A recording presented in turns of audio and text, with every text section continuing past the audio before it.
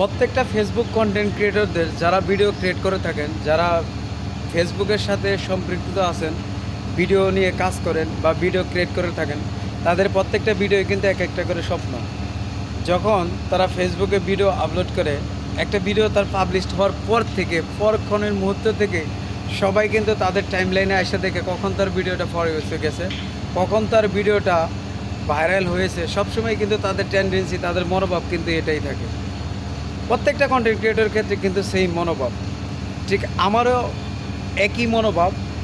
আমি ভিডিওটা আপলোড করার পর থেকে সবসময় চিন্তা ভাবনা করি কখন আমার ভিডিওটা ফরওয়ার্ড যাবে, কখন আমার ভিডিওটা রিকমেন্ডেড করে একটা ভালো একটা ভিউ আনবে এবং আমার এই ভিডিও থেকে আমার একটা স্বপ্ন পূরণ হবে।